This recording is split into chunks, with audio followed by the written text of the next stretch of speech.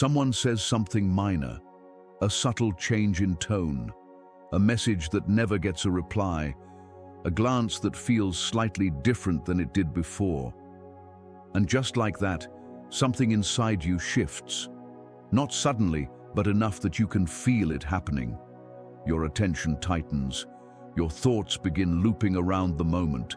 It stays with you longer than it should. You try to tell yourself it's nothing. You attempt to move past it, yet something has already taken hold. Your mind keeps replaying the scene, searching for some hidden meaning. Gradually, your mood starts adjusting around it, quietly shaping itself around something that may not have even been intentional. Without noticing it, you've given control of your inner state to something completely outside of you. Not because you decided to, but because it felt automatic, almost natural. And if you slow down for a moment, you may begin to notice something else. It isn't just this one situation. It's a pattern. The same shift showing up in different forms again and again. Different people, different moments, but the same internal reaction. Over time, almost invisibly, it starts shaping how you feel about yourself based on things that were never truly within your control. You might assume the solution is simple. Maybe you care too much. Maybe you just need thicker skin. Maybe confidence is the missing piece. It sounds reasonable and even comforting because it suggests the problem is small. Just adjust your mindset. Be a little tougher. Stop taking things personally. But if it were that simple, it would already be solved. You've tried to detach. You've told yourself not to care. You've replayed moments in your mind, trying to convince yourself they didn't matter. Yet when it happens again, the reaction doesn't wait for your permission. It appears instantly, automatic, familiar. That's the part most people overlook. If something keeps repeating even when you try to control it, then it's not just surface level, it's structural. It's embedded in how you interpret what happens around you. Your emotional reactions are not random, they follow patterns. And patterns like that don't appear from nowhere. They come from systems you've been running internally for a long time, often without realizing it. When your emotional state rises or falls based on someone else's behavior, it reveals something important. Your center isn't fully internal, it's external. It lives in reactions, approval, responses, in what others say or fail to say. And because of that, it keeps shifting. One moment you feel steady, the next moment uncertain. Not because something inside you changed, but because something outside did. That's why it feels unstable, because it is. You're trying to stand on ground that keeps moving. And no matter how carefully you try to balance, the surface beneath you keeps shifting. Over time, this starts to feel normal, like it's simply how life works. But what's actually happening isn't just ordinary emotional fluctuation. It's dependency, a quiet kind, the kind that doesn't announce itself but shows up in how easily your state is influenced by things you cannot control. There is a difference between feeling something and being controlled by it. Feeling passes through you. Control reshapes how you think, how you behave, and how you see yourself. When that control comes from something outside of you, it creates a form of instability that follows you everywhere. It doesn't matter where you go or who you are with. The same pattern appears again and again, only in different forms. This is where strength is often misunderstood. Many people believe strength means shutting emotions down, becoming indifferent, or pretending not to care. But that approach solves nothing. Suppressing a reaction doesn't remove it, it only hides it. And whatever is hidden builds pressure. Eventually it returns stronger than before. So the goal isn't to feel less. The goal is to understand what your emotions are connected to. Because the real problem is not that you feel deeply. The problem is that those feelings are attached to things you cannot control. And that attachment is what gives those things power over you. This explains why two people can experience the exact same situation yet walk away with completely different reactions. One lets it pass quickly. The other carries it for hours, sometimes days. The difference isn't the situation itself, it's the interpretation. One person is anchored internally, the other is anchored externally, and that distinction changes everything. There is a Stoic idea that speaks directly to this. If you are disturbed by something external, the discomfort is not created by the event itself, but by the judgment you attach to it. This isn't just philosophy. It's a direct observation of how the mind operates. The moment you truly see that, something begins to shift, because it means the source of your instability isn't outside, it's in the way you relate to what is happening. And that realization can feel uncomfortable. It removes the easy option of blaming the world, but at the same time, it reveals where your real control actually exists. That's where the shift begins. Not by trying to control everything around you, which is impossible, but by understanding what's happening inside you. By noticing how quickly your mind assigns meaning, how it turns small moments into something personal, how it forms conclusions that feel real even when they're built on incomplete information. Instead of automatically following those interpretations, you begin to question them, not aggressively, not perfectly, just enough to create a small space between what happens and how you react. And inside that space, something important changes. You are no longer completely inside the reaction, you are also observing it. And that observation weakens its hold on you. Over time, that small distance grows. You start catching reactions earlier. You begin seeing patterns more clearly. You recognize when your emotional state is being pulled by something external. Instead of being carried away by it, you pause, even briefly. And that pause gives you a choice. Not a perfect one, not always a strong one, but a real one. You can follow the reaction, or you can step back from it. And every time you step back, even slightly, you reclaim something you've been giving away without realizing it. Not all at once, but piece by piece. That's how stability develops, not by controlling the world, but by understanding how you relate to it. If this way of seeing things feels different, don't rush past it. Stay with it for a moment. Let it challenge the way you've been interpreting your own reactions. And if you want to continue exploring this perspective more deeply, subscribing becomes a decision to keep observing your own mind with greater honesty.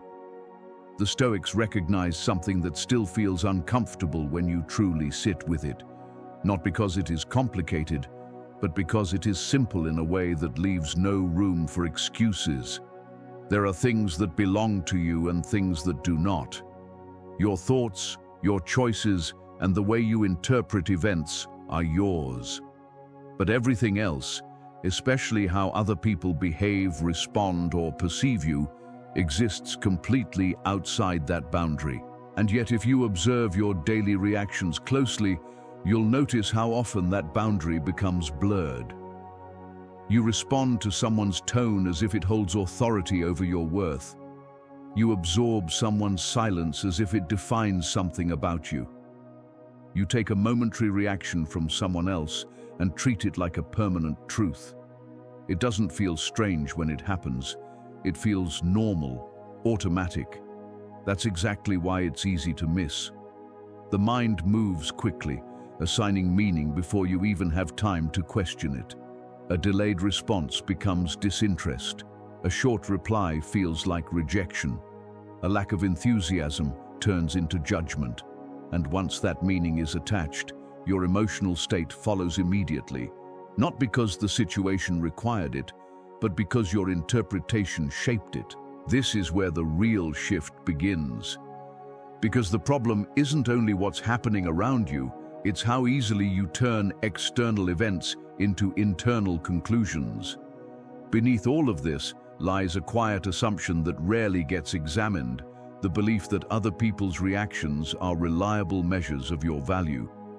That approval confirms something real about you, and lack of approval exposes something missing.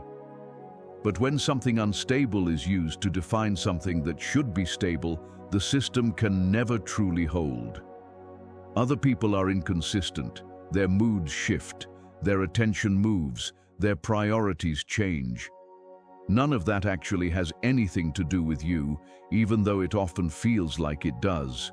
This is where the Stoic distinction becomes more than an idea. It becomes a boundary you either respect or ignore. Some things are up to us, and some things are not. And the more you observe your reactions, the more clearly you see how often you step outside of what belongs to you and try to manage what doesn't. You attempt to predict how others will respond. You adjust your behavior to influence their perception. You watch their reactions to stabilize your own emotional state. And by doing this, you slowly build a system where your inner balance depends on something external, remaining consistent. But the external world has never worked that way. It was never meant to. That's why the instability keeps returning. Not because you are doing something wrong in a single moment, but because the structure itself is unstable. You have connected your sense of self to variables that constantly change.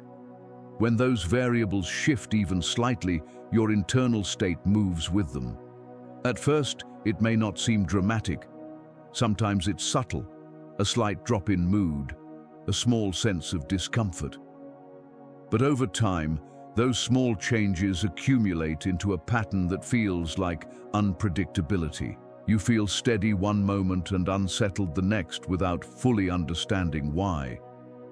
This is why the Stoic perspective is not about detachment in the way people often misunderstand it. It isn't about ignoring others or becoming emotionally numb. It's about placing things in their proper place, recognizing what belongs to you and what does not, and refusing to mix the two. Because the moment you stop treating external reactions as internal truths, something begins to stabilize. Not instantly, not perfectly, but gradually. You begin to notice the space between what happens and the meaning you attach to it. You start to see how quickly your mind fills in interpretations that feel convincing but may not actually be accurate. And instead of immediately following those interpretations, you pause, even if only for a second. That pause changes the entire dynamic. The reaction is no longer automatic. It becomes something you observe. And once something is observed, it can be questioned. Not suppressed, not denied, but carefully examined. You begin to question whether the meaning you attach to the situation is actually justified or simply familiar. Whether the reaction you're experiencing comes from reality or from a pattern you've repeated so often that it now feels like truth. And through that process, something slowly starts to change. Not in the outside world. People still behave unpredictably. Situations still shift and evolve. But internally, the dependency begins to loosen because you're no longer giving away authority automatically. You stop treating every external signal as something that defines you. Instead, you begin reclaiming that boundary gradually but consistently. And as that boundary becomes clearer, your sense of stability grows with it. Not because nothing affects you anymore, but because what affects you no longer has the same level of control. The reaction may still appear, but it no longer dominates the moment. It doesn't completely define how you experience what happens. It moves through you instead of settling inside you. That's the difference between simply understanding this idea and actually living it. One remains intellectual, while the other becomes practiced. And the more you practice it, the more you realize that stability was never about controlling the world around you. It was about recognizing what was never yours to control in the first place and finally letting it go. There's a pattern hidden within your reactions that doesn't become obvious until you slow down enough to notice it. Not everything influences you in the same way. Some comments pass by without leaving any trace, while others stay with you long after the moment has passed. One person's opinion may feel almost meaningless, while another's words carry a surprising weight. And when you examine that difference carefully, you begin to see that it isn't random. It follows a specific logic that isn't immediately visible, but it's there, quietly shaping what stays in your mind and what fades away. The reaction itself becomes the clue, not only that it happened, but how strong it was, how long it lasted, and how much mental space it occupied afterward. At first, it's easy to believe that the intensity comes from the situation itself, that something about what was said or done was objectively more significant. But when you honestly compare different moments, that explanation begins to fall apart. The same kind of comment can affect you very differently depending on who says it. The same behavior can seem harmless in one context and deeply unsettling in another, which suggests that the source of the reaction isn't only external, it's connected to something internal, something that was already there before the situation even occurred. That's where things start to become revealing. When a reaction feels disproportionate to what actually happened, it usually means the situation touched something that was already sensitive. It didn't create it, it simply activated it. And what gets activated isn't random either. It's often something unresolved, something not fully understood or accepted, a part of yourself that hasn't been fully integrated. Because of that, it reacts strongly when it appears in the outside world. This is why certain people seem to have an influence over you that goes beyond logic. It's not about their authority, their status, or even their intention. It's about what they represent to you, often without either of you realizing it.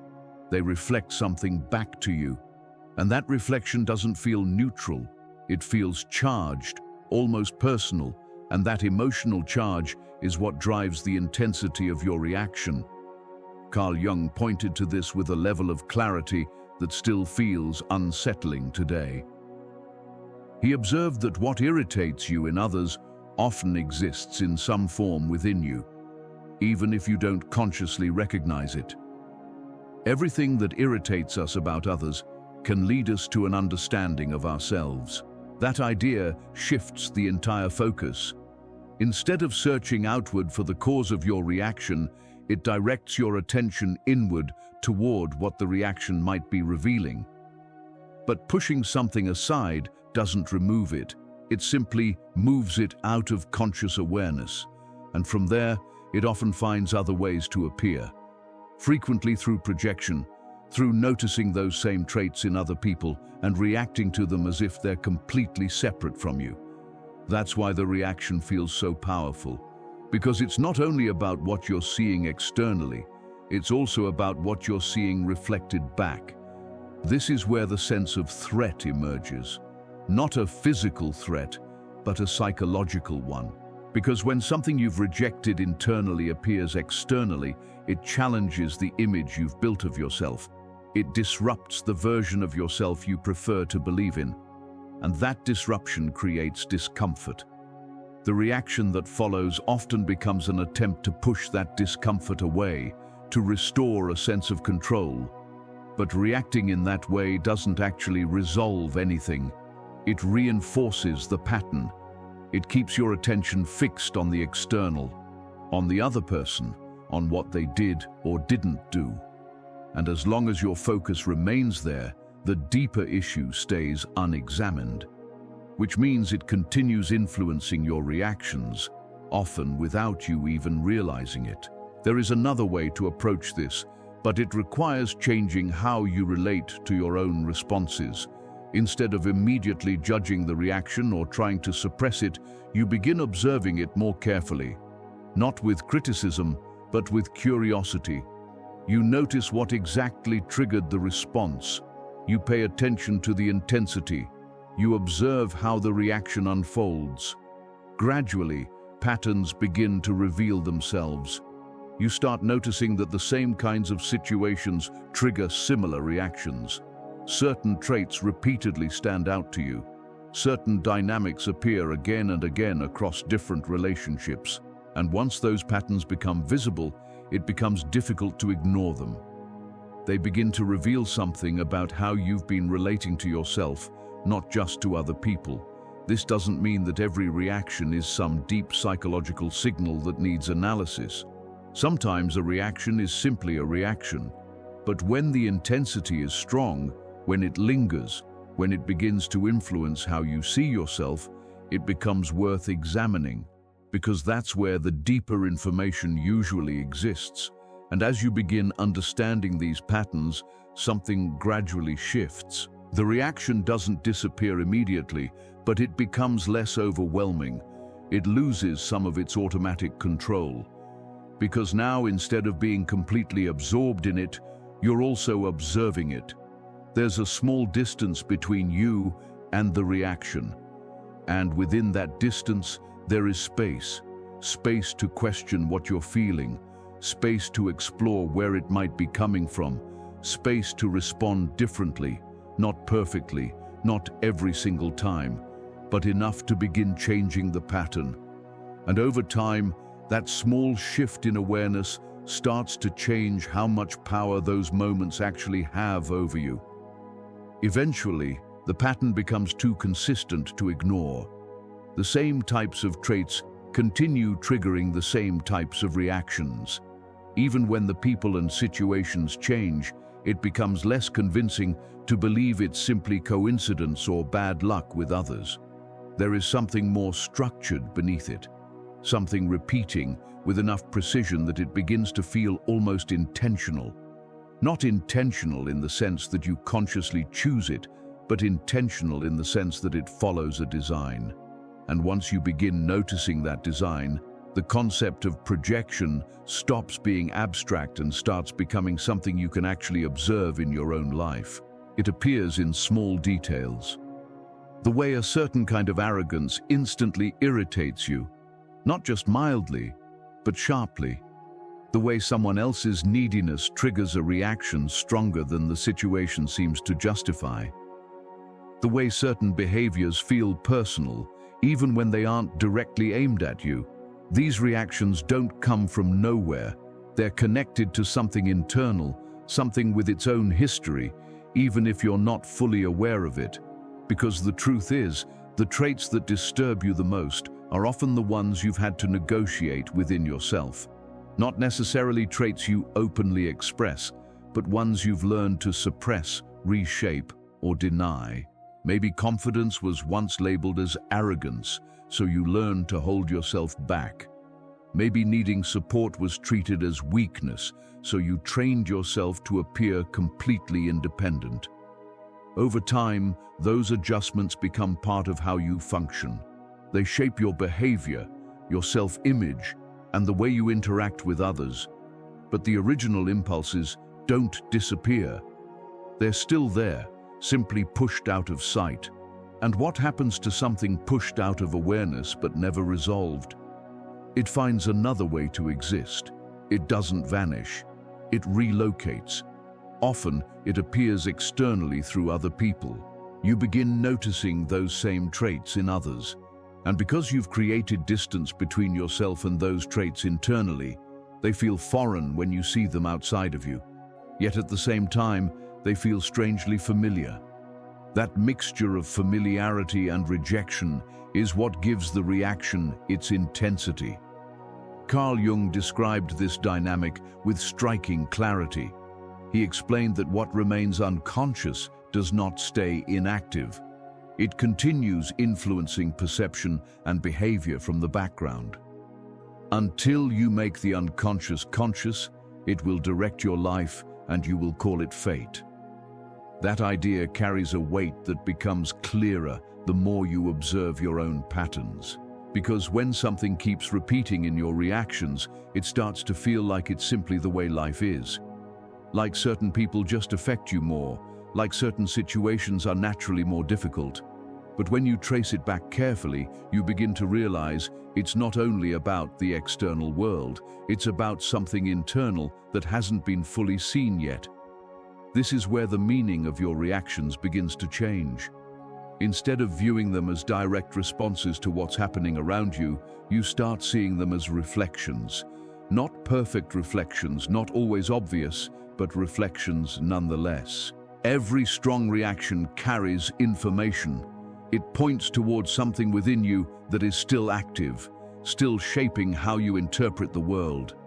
And if you ignore that signal, if you keep focusing only on the external trigger, the pattern simply continues. There's a natural resistance that appears with this realization. It can feel uncomfortable to consider that the things you dislike most in others might connect to something within yourself. It challenges the certainty of your judgments. It blurs the line between what is purely external and what is influenced internally. But that discomfort is also where real understanding begins. Because once you allow yourself to consider that possibility, your reactions stop being something that merely happens to you.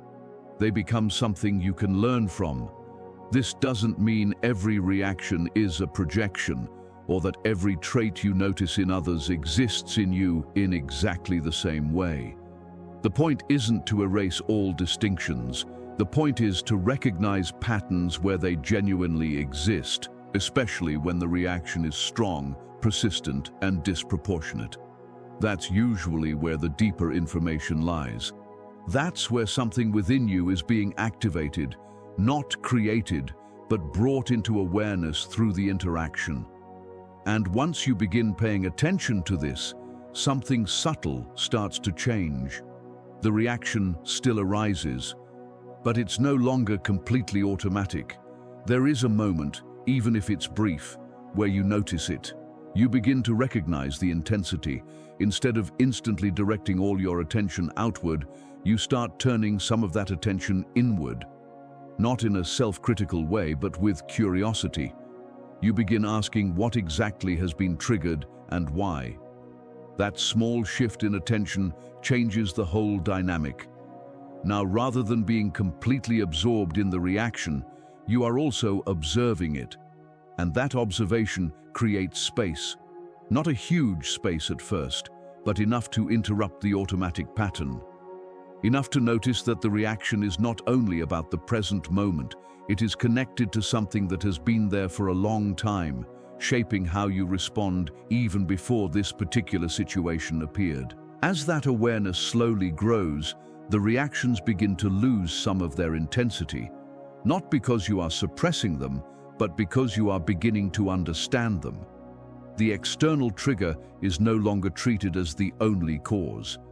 You start recognizing the internal component as well, the part of the reaction that comes from your own unresolved relationship with certain traits or past experiences. Once you see that clearly, it becomes much harder for the reaction to control you completely. This is also where the meaning of control begins to change. Control is no longer about preventing reactions or eliminating certain emotions. It becomes about changing your relationship with them, seeing them clearly, understanding where they originate, and deciding how much authority they actually deserve. When you stop treating reflections as direct causes, you begin to reclaim something that was never meant to be handed away. Over time, this gradually changes not only how you react, but also how you view the people around you.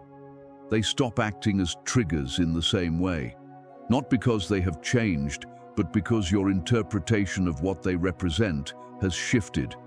And that shift, even though it may appear subtle, is where a different form of stability begins to develop. There is another layer to this dynamic that feels slightly different, almost deceptive in how convincing it appears. It does not present itself as irritation or discomfort. Instead, it shows up as relief, as grounding, as a feeling that something inside you has finally settled.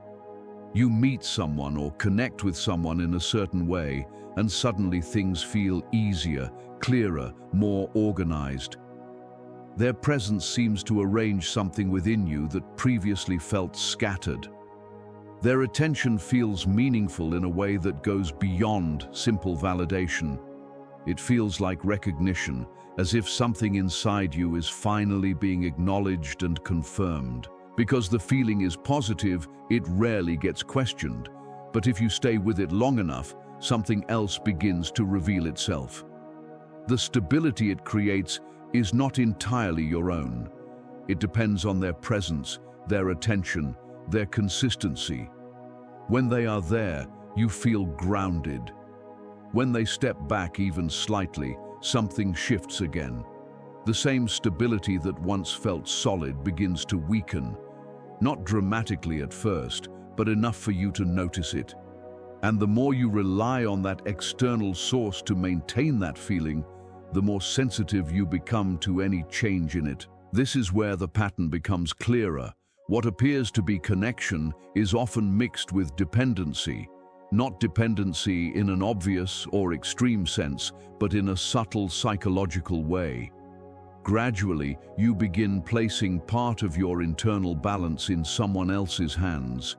Not consciously, not intentionally, but through repeated interactions, through the way their responses affect you, through the meaning you attach to their presence. Over time, that connection becomes something you rely on in order to feel a certain way about yourself. That is why the loss of that connection rarely feels like a simple change. It often feels disproportionate. It feels as if something larger has been taken away. And in a way, something has. Not only the person, but the part of yourself that you were experiencing through them, the version of yourself that felt more complete, more stable, more certain. When that disappears, it creates a gap, a kind of internal absence that is difficult to explain. Carl Jung approached this dynamic in a way that shifts the entire perspective. He suggested that what we often see in others, especially the qualities we deeply admire or feel drawn toward, are not only attributes of that person. They can also reflect potential within ourselves that has not yet been fully developed. As he once expressed it, the privilege of a lifetime is to become who you truly are. When you apply that idea here, it carries a powerful implication. It suggests that what you experience in the presence of another person is not something they are giving you. It is something they are helping you access. But if those qualities have not been built internally, if they have not been developed within yourself, then the experience remains external. It depends on them. And if it depends on them, it can also disappear when they are gone. When that happens, the absence feels like the loss of something essential, even though it was never entirely yours to begin with. This explains why the emotional response to someone pulling away can feel so intense.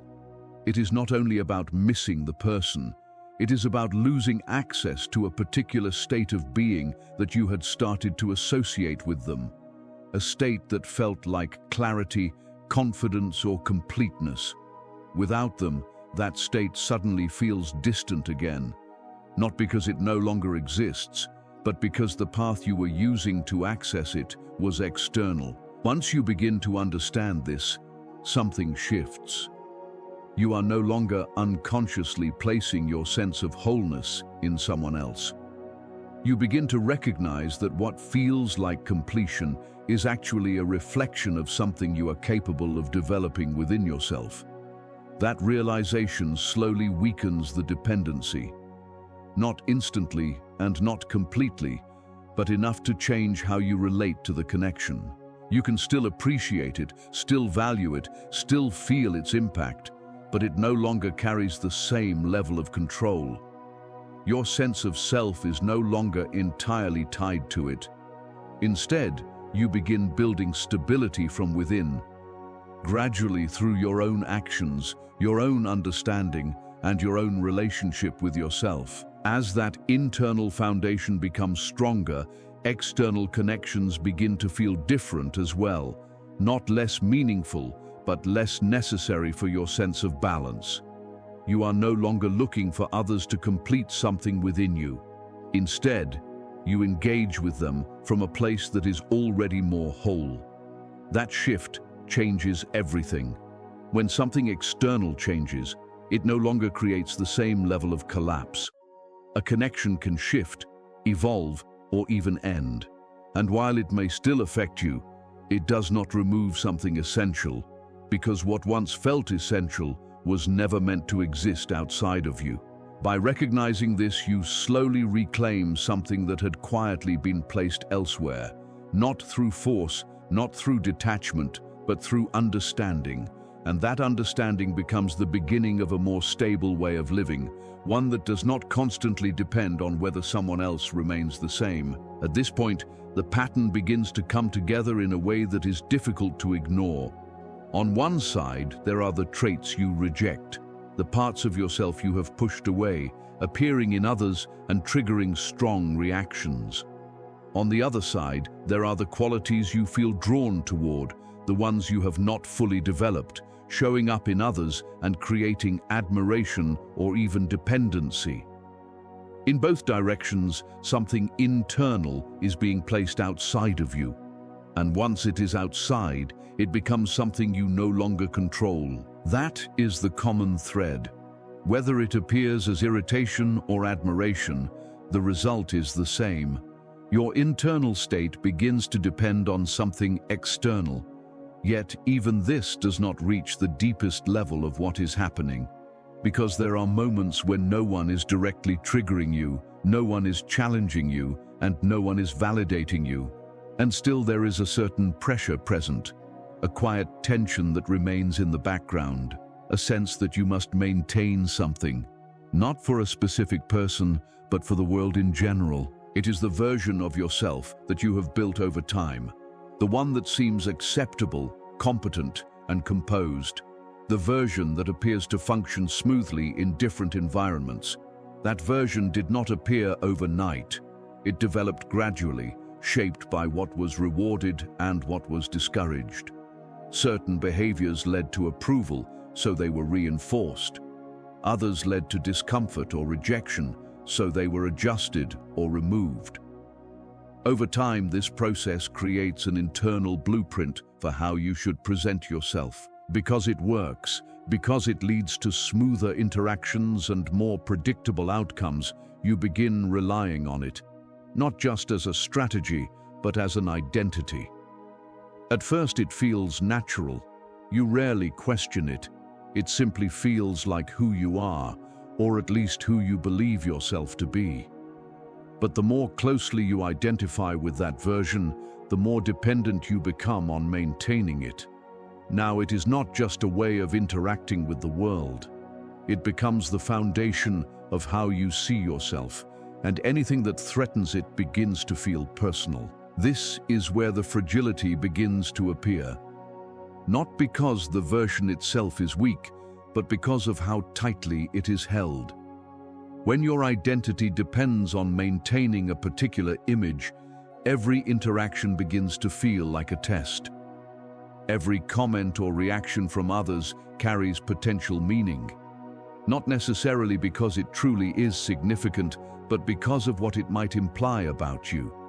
That creates a constant background tension, a need to monitor, adjust, and protect. Seneca captured something essential about this pressure when he wrote that we suffer more often in imagination than in reality. That line becomes clearer when you notice how much of this tension is driven not by actual threats, but by anticipated ones.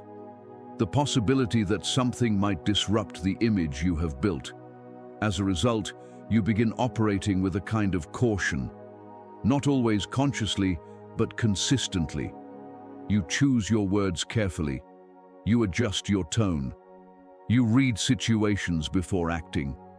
All of it aimed at preserving that constructed version of yourself. But the more energy you invest in protecting that image, the more exposed you become to anything that might challenge it.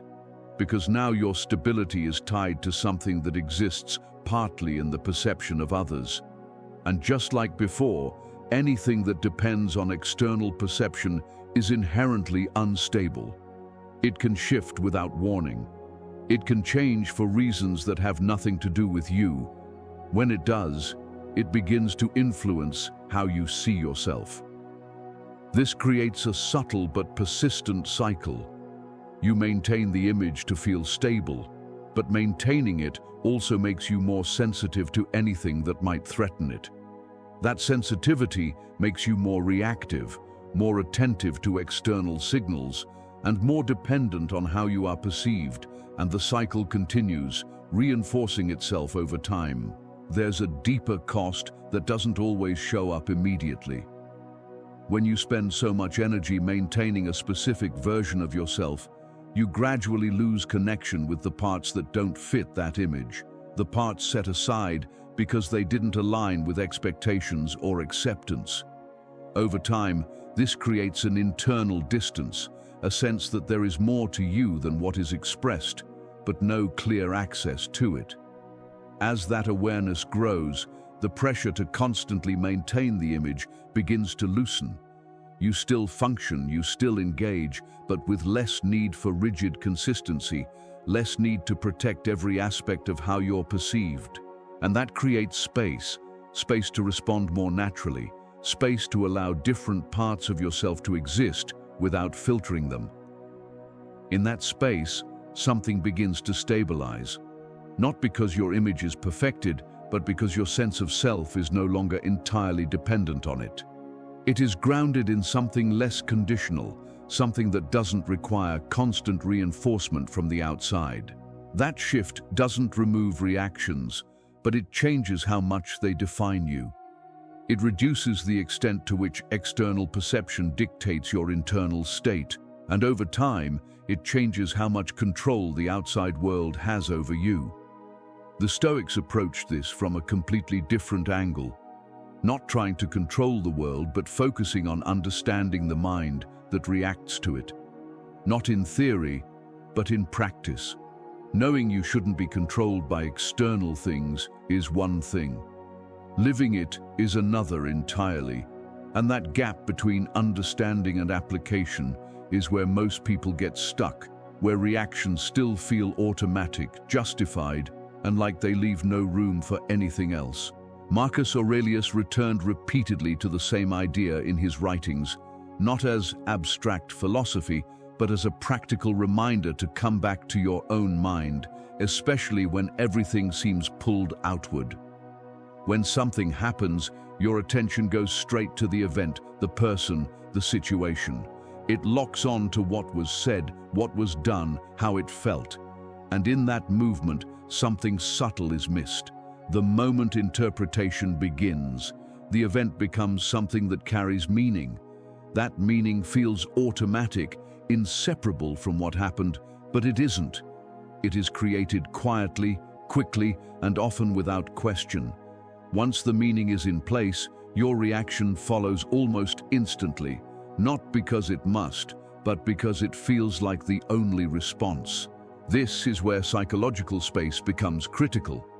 The space between what happens and how you respond. It isn't always accessible, especially when the reaction is strong. When something hits a sensitive point, the response feels immediate, reflexive. But reaching that space consistently requires practice, not dramatic effort, but repeated attention. Your mind is used to reacting quickly, forming interpretations instantly, and treating them as truth. Changing that pattern doesn't happen by deciding to think differently. It happens by slowing down just enough to see what's happening before it fully takes over. Slowing down doesn't mean hesitation or passivity. It means clarity, recognizing that what you experience is not just the event, but your interpretation of it. And once you see that distinction, even briefly, you create the possibility to respond differently. Not perfectly, not every time, but enough to begin shifting the pattern. Observing a reaction differs from suppressing it. Suppression pushes it down without changing its source. It waits for another chance to surface. Observation brings it into awareness. It allows you to see it as happening, rather than defining the moment. That distinction reduces intensity over time. As this becomes familiar, the urgency of reactions decreases. Not because things stop affecting you, but because the immediate need to respond softens. You begin to see that not every thought must be followed, not every feeling must dictate action. There is space, even if small, to choose how to engage. In that space, control changes meaning. It is no longer managing outcomes or ensuring things go your way. It is understanding your mind well enough not to be carried away automatically. It is recognizing when you assign meaning too quickly, when you react based on old patterns rather than the present moment.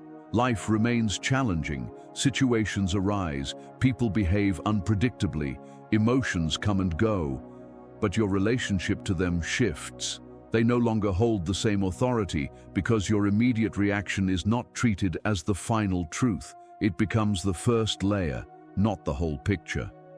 That subtle shift creates a different kind of stability, one that doesn't depend on the world behaving a certain way, one that isn't disrupted by small changes in external conditions. It builds on something internal, developed through awareness and practice rather than controlling circumstances. Over time, this approach becomes natural. The space is easier to access, interpretations are easier to question. Reactions, while still present, feel less overwhelming. Not because they disappear, but because they no longer dominate. Real change begins, not by eliminating feelings, but by understanding them clearly enough that they no longer control you. That is where everything begins to settle. Not as a final answer, but as a direction that grows clearer the more you follow it. Emotional unshakability is often misunderstood. It is not about becoming cold, distant, or unaffected. It is not about eliminating emotion or pretending things don't matter. What changes is not whether you feel, but how much authority those feelings have over you. The difference is subtle, but transformative. It comes down to a single difficult question. Where is your center?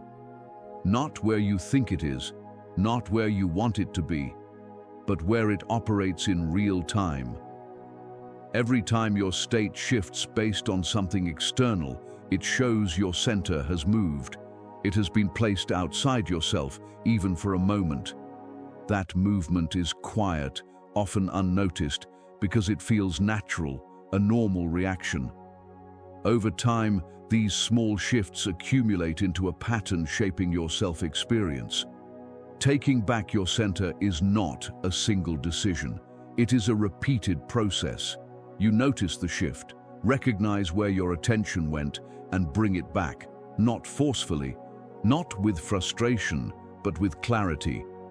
You see the reaction tied to the external and, instead of following automatically, pause briefly, creating a different outcome.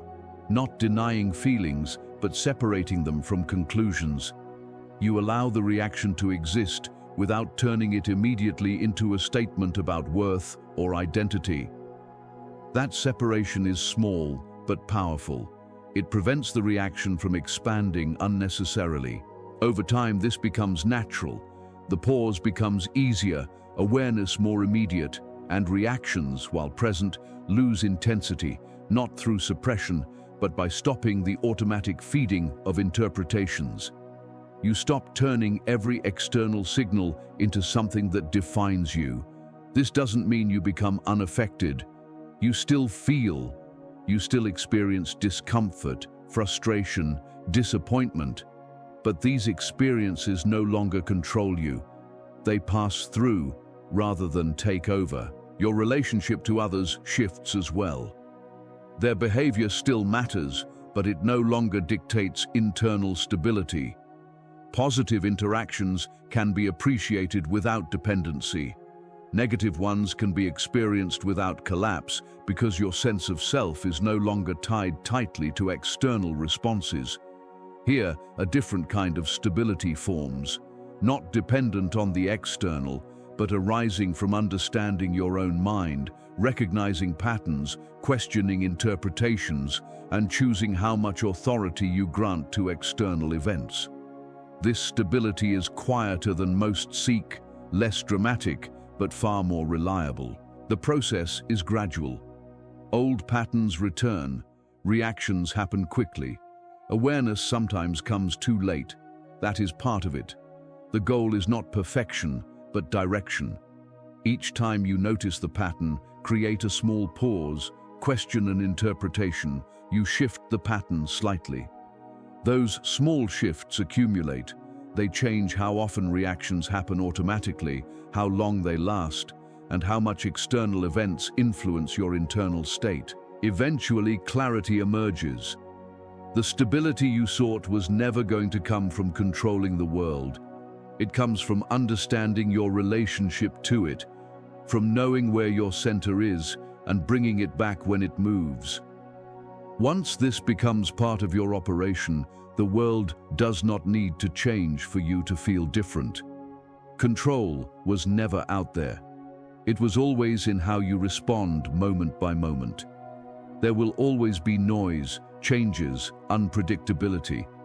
But the moment you stop letting those things decide who you are, something quiet and powerful takes its place, a stability that does not break each time the world moves. And once you glimpse that, you will not want to go back. If anything here stayed with you, don't let it fade into a passing thought. Go deeper. There is a video on your screen that will help you continue this shift.